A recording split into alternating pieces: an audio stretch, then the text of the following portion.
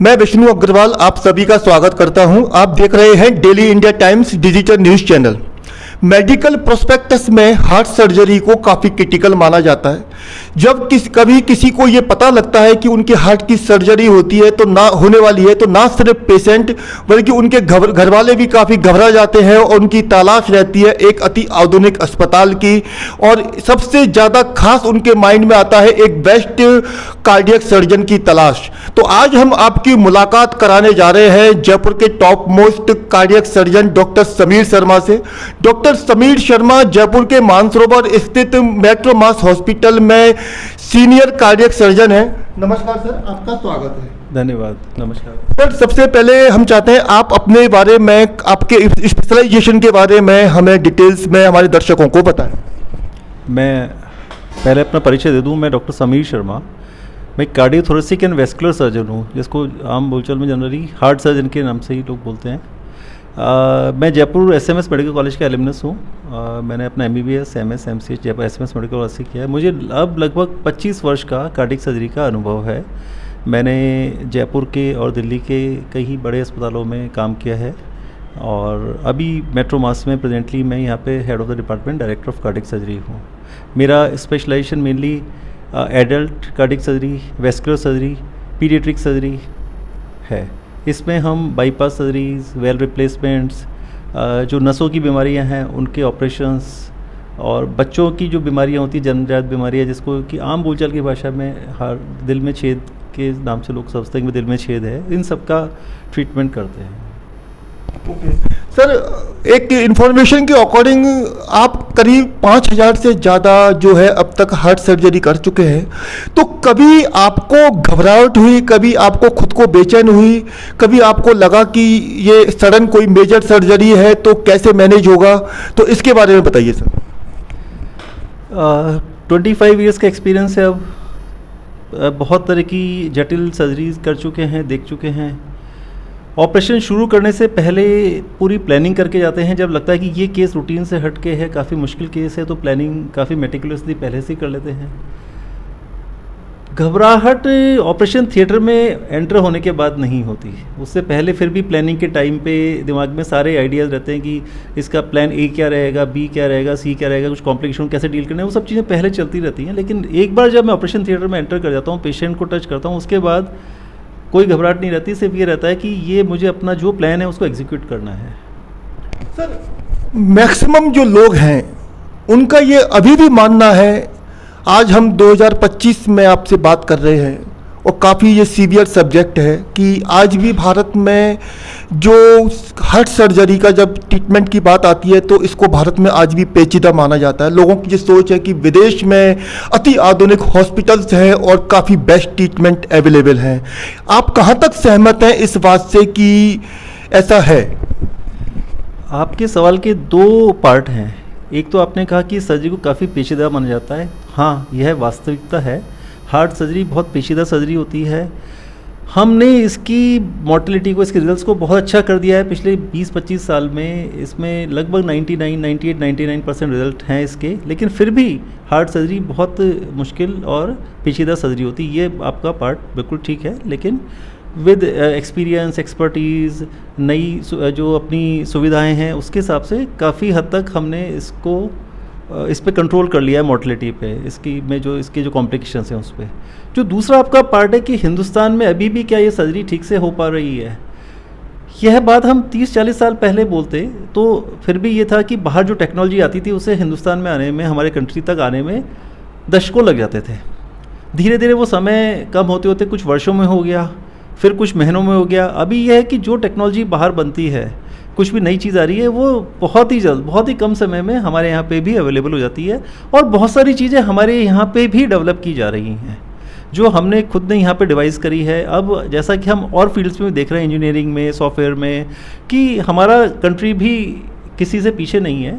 चाहे वो AI technology हो, चाहे रोबोटिक्स हो, हम विश्व के जो बड़े देश हैं, विकसित देश हैं, उनके साथ कंधे से कंधा मिला के चल रहे हैं। और टेक्नोलॉजी में जहाँ तक वहाँ पे जो बेस्ट पार्ट काम हो रहा है, उससे कुछ कम यहाँ पे हिंदुस्तान में नहीं हो रहा है। तो ऐसा कहना कि वहाँ कुछ ज़्यादा अच्छा हो रहा है, हमारे यहाँ पे सही नहीं हो रहा है, वो आज के परिप्रेक्ष्य में ठीक नहीं है। अब हमारे यहाँ पे भी सारी सुविधाएं हैं और कंपेरेबल रिजल्ट्स हैं सर्जरी के। सर, आप जयपुर के सीनियर हार्ट सर्जन हैं, काफ़ी बड़ा आपको एक एक्सपीरियंस है।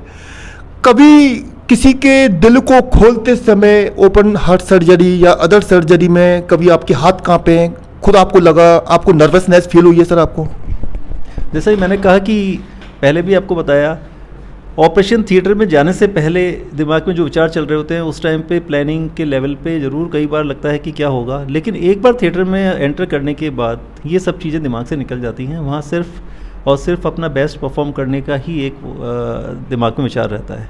तो हाथ कांपने या ये वाली बात है, ये ऐसा नहीं हुआ सर, क्योंकि ये काफ़ी चैलेंजिंग एक सर्जरी होती है, तो एक बड़ी हार्ट सर्जरी करने से पहले ऐसी कौन सी खास तैयारी आपको करनी पड़ती है, वो आप हमें बताइए सर।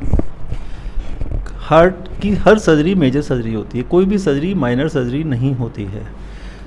उसके लिए प्लानिंग पेशेंट के हॉस्पिटल में एंटर होने से ही प्रारंभ हो जाती है। जैसे ही पेशेंट हमारे पास एंटर होता है, उसके हम पहले उसकी हिस्ट्री लेते हैं कि उसको कहाँ से प्रॉब्लम शुरू हुई, क्या प्रॉब्लम हुई, उसकी पास्ट में हिस्ट्री क्या थी, उसकी फैमिली हिस्ट्री क्या है, उसकी पर्सनल हिस्ट्री क्या है, वो सारी प्लानिंग करते हैं। देन उसकी इन्वेस्टिगेशन का पार्ट आता है। हम उसके जितने भी रेलेवेंट इन्वेस्टिगेशन हार्ट से संबंधित और बाकी, क्योंकि हार्ट सर्जरी सिर्फ हार्ट का ही पार्ट नहीं है, इसमें बॉडी का हर ऑर्गन इन्वॉल्व होता है, तो हम सारी जितने भी अंग हैं उनसे संबंधित सारे के सारे इन्वेस्टिगेशन हम करते हैं पहले मेटिकुलसली। उनमें कुछ भी खराबी आती है तो उसको या तो पहले ऑपरेशन पहले ठीक करते हैं या उसके बारे में हम सजग रहते हैं कि ये हमें ऑपरेशन के दौरान या बाद में दिक्कत दे सकता है। तो हमारा पार्ट पेशेंट के एंटर होते ही हो जाता है शुरू। उसके सारे इन्वेस्टिगेशन करते हैं, उसको जो रेलेवेंट चीज़ें हैं जिनको कंट्रोल करना है, अगर पेशेंट को डायबिटीज़ है उसे कंट्रोल करना है, हाइपरटेंशन है उसे कंट्रोल करना है, या उसे कुछ और इन्फेक्शन है, उन सब चीज़ों को कंट्रोल करने के बाद उसकी हार्ट की स्थिति को देखते हुए हम सर्जरी की प्लानिंग करते हैं।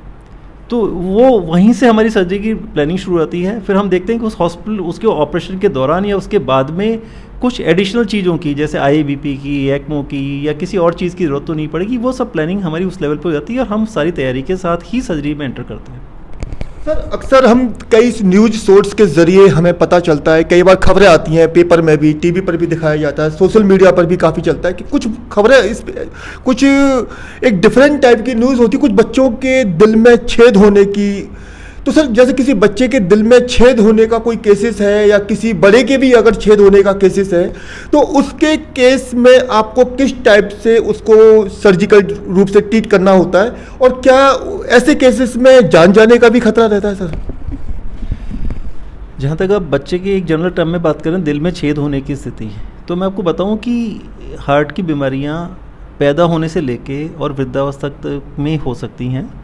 अलग अलग प्रकार की बीमारियां होती हैं। जो बच्चों में जो बीमारी होती है वो जन्मजात होती है। डेवलपमेंटल स्टेज पे जब हार्ट डेवलप हो रहा होता है उस टाइम पे कुछ ऐसी विकृतियां आ जाती हैं, उसमें हार्ट में कई चीज़ें हो जाती हैं। कई बार नसें उल्टी जुड़ जाती हैं, कभी छेद होता है हार्ट में, कभी एक पार्ट हार्ट का डेवलप ही नहीं होता। ऐसे बहुत सारे कॉम्प्लेक्स हैं। तो हार्ट में छेद एक बहुत जनरल टर्म है, इसमें बहुत सारी कॉम्प्लेक्स कंडीशंस होती हैं।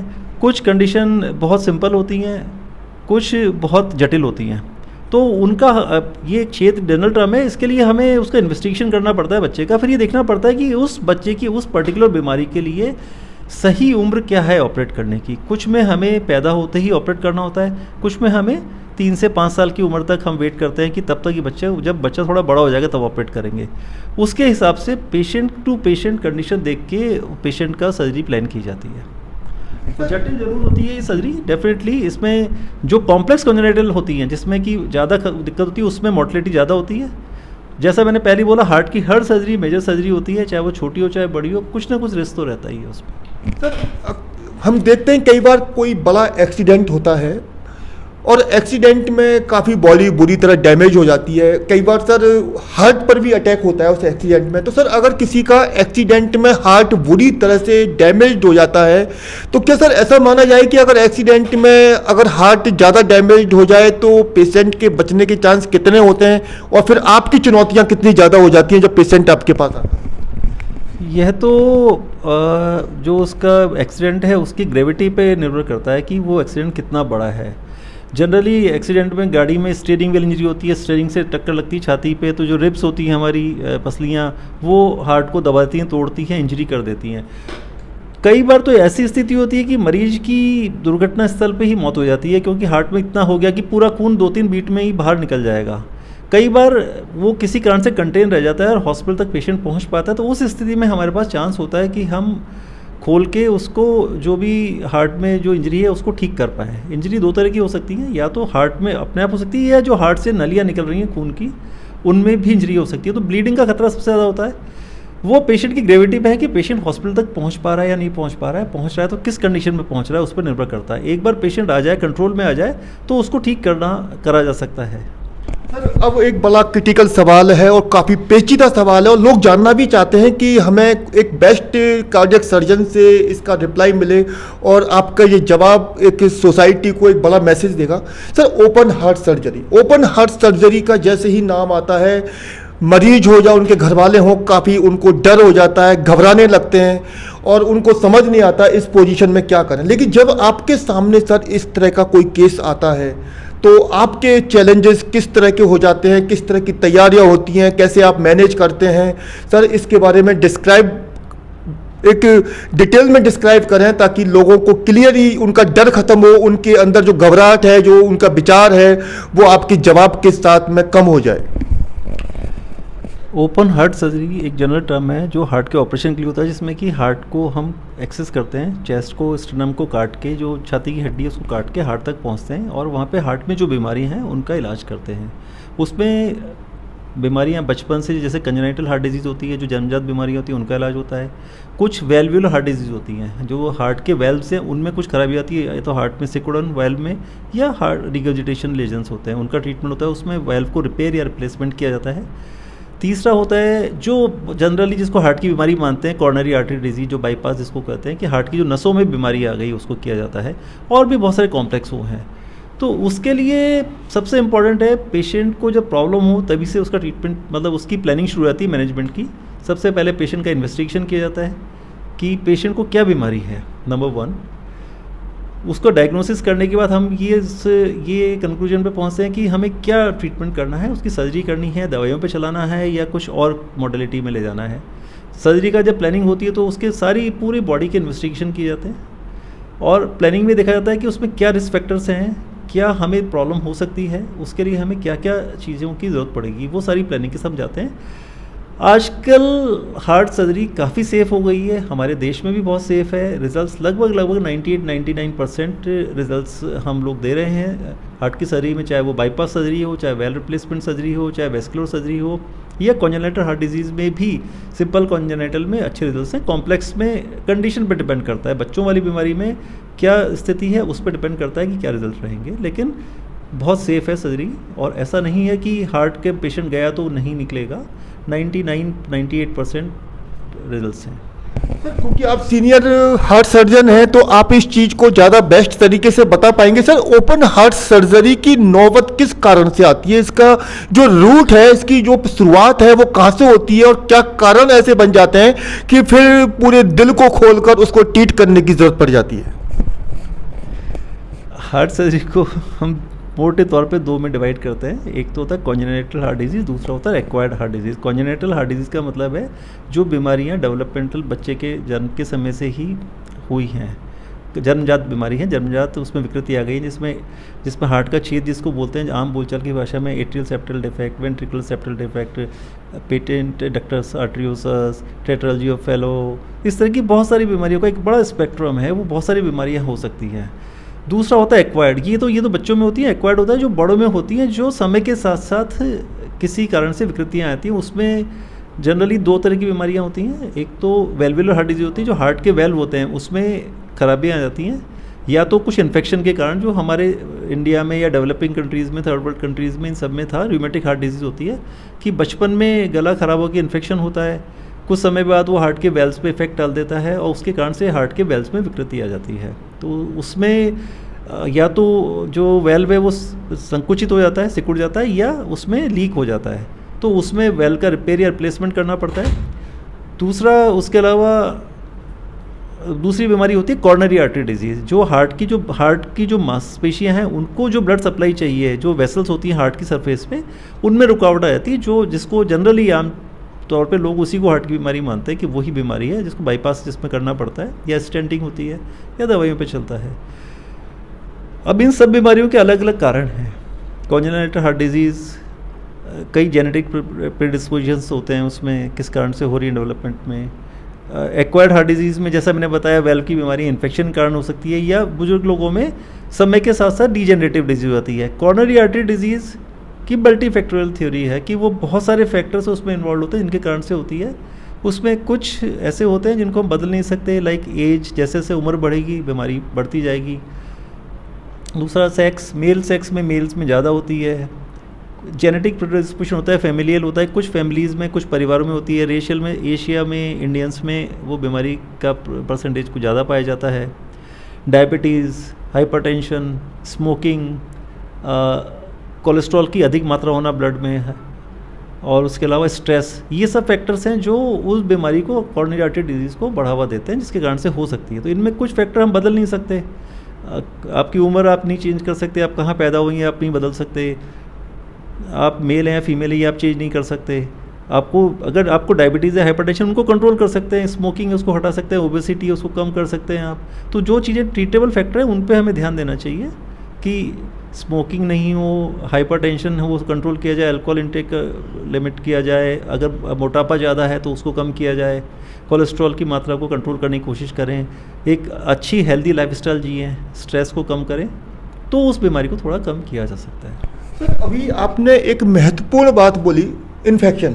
सर, अभी कुछ दिन पहले, एक काफ़ी टाइम हो गया, हालांकि 1 महीने से ज़्यादा, टाइम्स ऑफ इंडिया ने एक रिपोर्ट छापी थी मुंबई के मेडिकल इंस्टीट्यूट्स का हवाला देकर कि जो हार्ट सर्जरी में इन्फेक्शन को कंट्रोल करने में इंडियन जो ट्रीटमेंट सिस्टम है वो कहीं ना कहीं सर चूक जाता है अक्सर।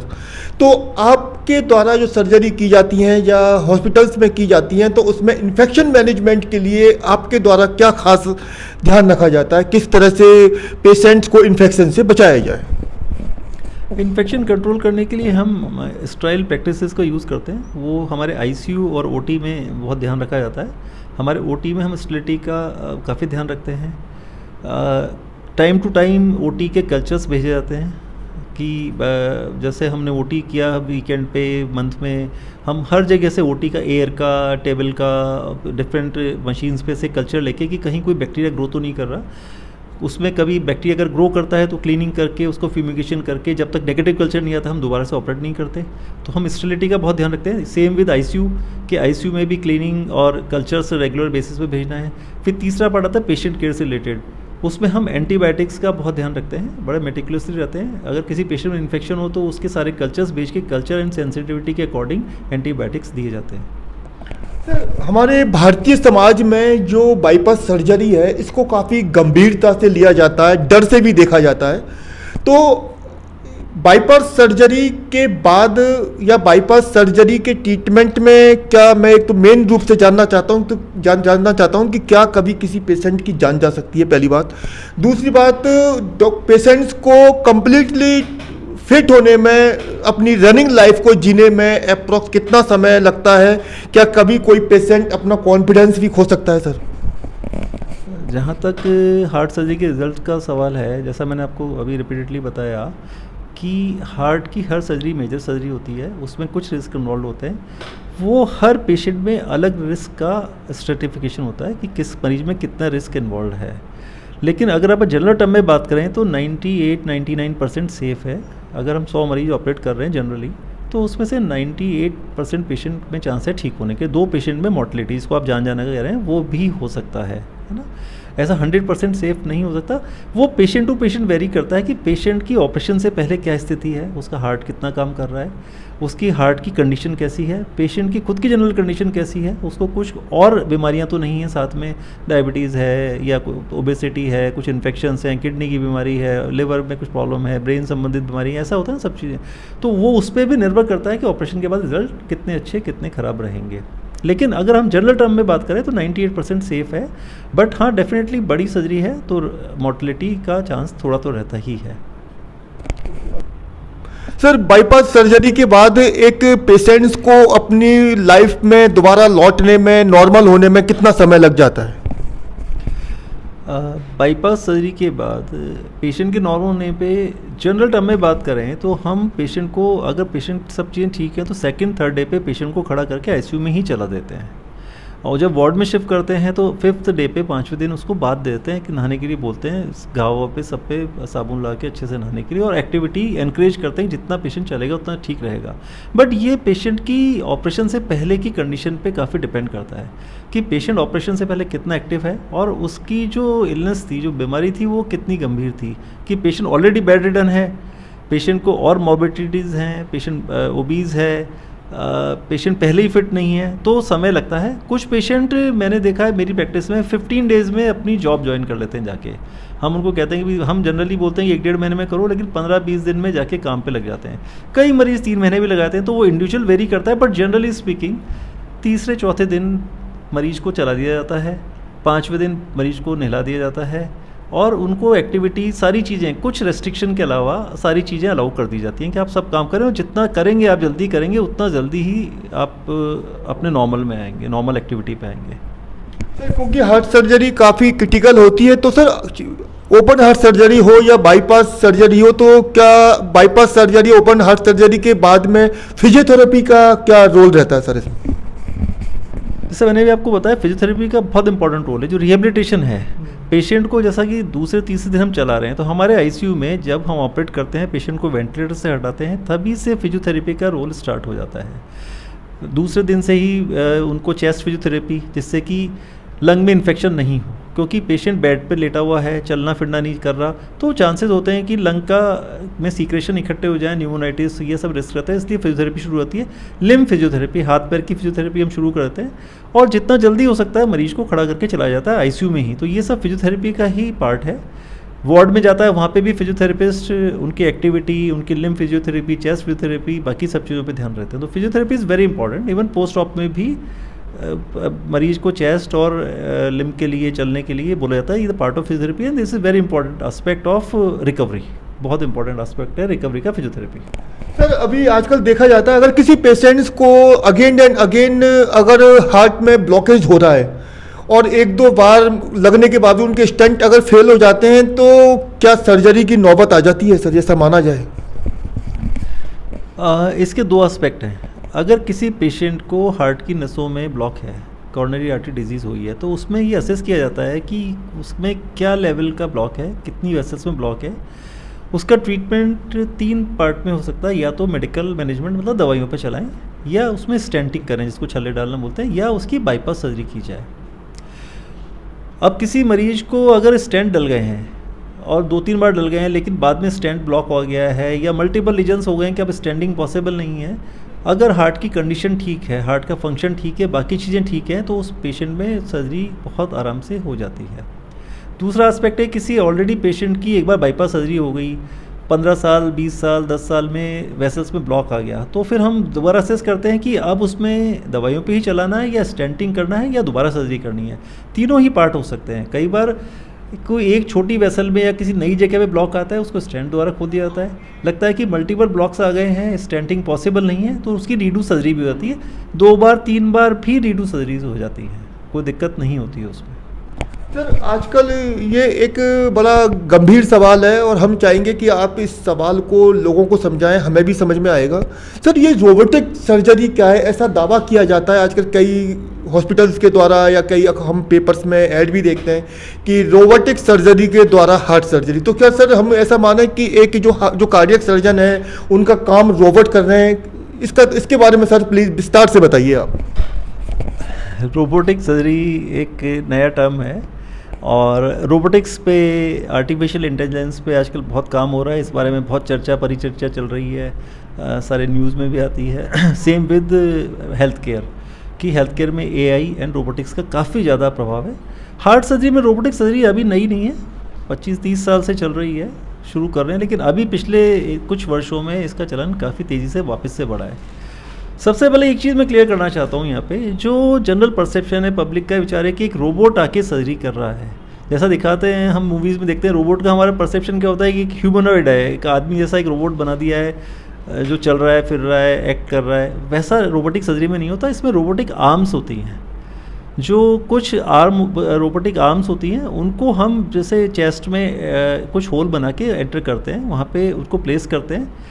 उसका कंट्रोल हमारा थोड़ा मरीज से दूर होता है, पेशेंट को सर्जन डायरेक्टली टच नहीं कर रहा होता, लेकिन वो उनका कंट्रोल किसी सर्जन के पास ही होता है, जो एक्सपर्ट है उसी के पास होता है। वो अपनी मशीन पे बैठ के, दूर मॉनिटर पे बैठ के, कंसोल पे बैठ के वहाँ से उन आर्म्स को कंट्रोल करके सर्जरी की जाती है। तो अंदर डेफिनेटली वो आर्म जाती हैं जो उसको एग्जीक्यूट कर रही हैं, लेकिन उनका कंट्रोल सर्जन के पास है, जो दूर बैठ के उसी ओटी में या कहीं दूसरी जगह बैठ के भी, रिमोट लोकेशन से भी उसको कंट्रोल कर सकते हैं, उससे सर्जरी की जाती है। तो रोबोटिक आर्म कर रही है जो प्रोग्राम्ड होती है, जो आदमी जो डॉक्टर कंसोल पे बैठ के कर रहा है, अपने स्टेशन पे, वर्क स्टेशन पे बैठ के कर रहा है, वहाँ जो मूवमेंट कर रहा है वो आर्म में वो मूवमेंट रेप्लिकेट होते हैं। तो वहाँ पे वो उसको मॉनिटर पे दिख रहा है, वो वहाँ पे एक्ट कर रहा है, वहाँ पे जो आर्म्स हैं वो वहाँ पे मूवमेंट रेप्लिकेट कर रही है। ये रोबोटिक्स होती है इसमें एक्यूरेसी आ जाती है, आपके बड़ा छेद बच जाएगा, पूरा काटना नहीं पड़ेगा, छोटे होल से आर्म चली जाएगी और अंदर एक कैमरा रहेगा, उस पर मॉनिटर पे आपको बड़ा दिख रहा है, तो उसमें आपको पूरा बड़ी सर्जरी नहीं होती, छोटे होल से हो जाती है। दूसरा एक्यूरेसी आती है, क्योंकि रोबोटिक को आप कंट्रोल कर सकते हो, तो हाथ में के जो ह्यूमन वो होता है एरर, उसके चांस थोड़े कम हो जाते हैं। बट इसमें लर्निंग कर्व है, जो कर रहा है वहाँ पे उसको धीरे समय लगता है एक्सपर्टीज़ में। हार्ट में ट्यूमर की खबर भी हम देखते हैं। हार्ट में ट्यूमर कैसे क्रिएट होता है, मतलब इसकी शुरुआत कहाँ से होती है? और जैसे ब्रेन ट्यूमर तो हमने सुना था, लेकिन सर कभी कभी हार्ट में भी ट्यूमर की खबरें आती हैं। कल ही मैं एक सोशल मीडिया पर एक बेंगलोर के केस को देख रहा था कि हार्ट में ट्यूमर का केस था और पेशेंट काफ़ी तड़प रहा था, और मतलब डॉक्टर मतलब उसको मैनेज नहीं हो पा रहा था, तो बाद में उसको न्यूयॉर्क के लिए वो वहाँ से चले गए ट्रीटमेंट के लिए। तो हार्ट में ट्यूमर का क्या सीन रहता है, इसके बारे में बताइए। ट्यूमर जैसा कि बॉडी के किसी भी अंग में हो सकता है, जो कुछ ग्रोथ्स होती हैं, ट्यूमर कुछ अनयूजुअल टिश्यू ग्रोथ हो जाती है किसी भी पार्ट में, जो टिश्यू नहीं होना चाहिए वहाँ पे उसकी एक्सपोनेंशियल ग्रोथ हो जाती है, तो वो हार्ट ट्यूमर होता है। तो ऐसे ट्यूमर हार्ट में भी हो सकते हैं। अब हार्ट के ट्यूमर कई तरह के हो सकते हैं। कुछ सामान्य ट्यूमर होते हैं जिनको निकाल दें तो ठीक हो जाते हैं। कुछ कैंसर वाले ट्यूमर होते हैं मैलिग्नेंट, जिसमें मोर्टेलिटी या रिस्क ज़्यादा होता है कि आपने निकाल भी दिया, या बहुत ज़्यादा फैले हुए होते हैं कि निकालना भी पॉसिबल नहीं होता। पर जनरली जो हार्ट के ट्यूमर होते हैं वो हार्ट के चेम्बर्स में होते हैं, मिक्सोमास के फॉर्म में ज़्यादा पाए जाते हैं। वो उसको निकालने में कोई दिक्कत नहीं होती, आसान होता है। हाँ, बाईपास पे जाना पड़ता है, हार्ट को रोकते हैं, चैम्बर को खोल के ट्यूमर को निकाल के उसकी सफाई करके बंद कर देते हैं, और जनरली रीग्रो भी कम करते हैं वो। हाँ, लेकिन अगर वो कैंसर में कन्वर्ट हो गए हैं, मैलिग्नेंट ट्यूमर्स हैं, तो उसमें रीग्रोथ के चांसेस होते हैं। वो हार्ट में, हार्ट की झिल्ली में, हार्ट की दीवार में, या हार्ट के वेल्व से रिलेटेड उस सब में हो सकते हैं। बट इनका इलाज है, आसानी से है। वही ओपन हार्ट सर्जरी करके ट्यूमर को एक्सीजन किया जाता है, ट्यूमर को हटाया जाता है और उसका ट्रीटमेंट किया जाता है। सर एक अब मैं आपसे लास्ट सवाल करूंगा, और ये सवाल क्योंकि आपसे इसलिए खास हो जाता है क्योंकि आप एक एक्सपीरियंस्ड हार्ट सर्जन हैं, जयपुर के प्रसिद्ध डॉक्टर्स हैं हार्ट से रिलेटेड। आप लोगों को किस तरह की लाइफ जीने के लिए सजेस्ट करेंगे? क्या आप उनको गाइड करेंगे? कैसे उनको ये कहेंगे कि अपनी लाइफ को, जीवन की शैली को इस तरह से आप मैनेज करिए ताकि फ्यूचर में आपको किसी कार्डियोलॉजिस्ट या कार्डियक सर्जन के सामने आपको हार्ट सर्जरी के लिए ना आना पड़े? एक एक्टिव स्ट्रेस फ्री लाइफ जीना चाहिए। एक सेंटेंस में बोलूँ तो, जैसा मैंने बताया कि हार्ट की कुछ बीमारियां जन्मजात होती हैं, उसके लिए आप कुछ नहीं कर सकते, वो तो जो हो गई बचपन से हैं। कुछ एक्वायर्ड होती हैं जो बचपन में, कुछ इन्फेक्शंस होते हैं गले ख़राब होने के, उसके कारण से कुछ वेल्व में इन्फेक्शन हो जाता है, वो भी आप से एक बार पास हो जाती है। जो कॉर्नरी आर्टरी डिजीज़ है, जैसा मैंने बताया था, कुछ फैक्टर्स उसमें मॉडिफाइबल होते हैं जिनको हम बदल सकते हैं। उसके लिए हमें एक हेल्दी लाइफस्टाइल बहुत इम्पॉर्टेंट है। जैसे कुछ हम अपनी दिनचर्या में बदलाव कर सकते हैं। तंबाकू जो होता है, टोबैको यूजेस, वो बहुत बड़ा फैक्टर होता है, रिस्क फैक्टर होता है, उसको अवॉइड करें। अल्कोहल इंटेक नहीं करें, अपनी डाइट पे ध्यान रखें, फैटी, कोलेस्ट्रॉल, ये सब चीज़ें करके ओवरवेट नहीं होना, अपनी उसका फिटनेस पे ध्यान रखना है। Regular daily exercise is very important. लगभग 50 मिनट्स की आपको एक्सरसाइज करनी चाहिए, इसमें 35-40 मिनट्स की ब्रिस्क वॉक और 15-20 मिनट्स के लिए आपको रिलैक्सेशन एक्सरसाइज, ये मस्ट है एवरी डे। इतना अपने बॉडी को टाइम देना चाहिए। डाइट का अपना रेगुलरिटी बनाएं, सोने का टाइम अपना निकाल के रखें ठीक से, ड्रग्स एंड ये सारी चीज़ें अवॉइड करें। और तीसरी चीज़ इंपॉर्टेंट है कि रेगुलर एनुअल चेकअप के लिए हमें जाना बहुत ज़रूरी है। कुछ भी बीमारी नहीं है, लेकिन हम जो हमारे देश में हम लोग मिस करते हैं वो है कि हम रूटीन चेकअप के लिए नहीं जाते। हम सोचते हैं कि कुछ हम चेकअप करवाएंगे तो कुछ निकल के आ जाएगा, जो कि कॉन्ट्रेरी है। अगर कुछ होगा तो ही तो निकल के आएगा, नहीं तो सब चीज़ें नॉर्मल आएंगी। और कुछ चीज़ अगर टाइम से पता पड़ जाएगी, हमें समय से किसी चीज़ का डायग्नोसिस हो जाएगा तो उसका ट्रीटमेंट भी ईजी हो जाता है, उसको ठीक करना भी आसान रहता है। कोई बीमारी को हम प्रारंभिक अवस्था में ही अगर हम पकड़ लेते हैं तो उसको दवाइयों द्वारा, लाइफस्टाइल मॉडिफिकेशन से या माइनर ट्रीटमेंट से भी ठीक किया सकता है। एक बार वो एडवांस स्टेज में चली जाएगी तो उसका ट्रीटमेंट भी मुश्किल हो जाएगा, रिस्क भी ज़्यादा बढ़ जाएगा, कॉम्प्लिकेशन भी बढ़ जाएंगे। तो एक रेगुलर चेकअप, एक हेल्दी लाइफस्टाइल, स्ट्रेस फ्री, और कुछ चीज़ें अवॉइड करनी है, अल्कोहल, टबैको, फैटी फूड, ये करके हम कर सकते हैं। आपने सुना cardiac surgeon doctor Sameer Sharma को। उन्होंने हार्ट सर्जरी से रिलेटेड सभी सवालों के बड़ी बेबाकी से जवाब दिए। आपको चाहे ओपन हार्ट सर्जरी हो, बाईपास सर्जरी हो, आपके हार्ट में छेद हो, या कोई भी हार्ट सर्जरी का सब्जेक्ट हो, किसी भी पेशेंट को या उनके परिजनों को घबराने की जरूरत नहीं है। आप डॉक्टर समीर शर्मा से मेट्रो मास हॉस्पिटल में आके संपर्क कर सकते हैं। उन्होंने सब दिल से जुड़ी सभी बीमारियों के बारे में, उनके सर्जिकल ट्रीटमेंट के बारे में आपको काफ़ी बेस्ट तरीके से एडवाइस दी है, और आप डॉक्टर समीर शर्मा की एडवाइस को एक्सेप्ट करें। लगातार खबरों के लिए बने रहिए हमारे साथ। Thank you very much sir, आपका बहुत बहुत धन्यवाद। आपने हमें आपका बहुत धन्यवाद, thank you so much. Thank you very much.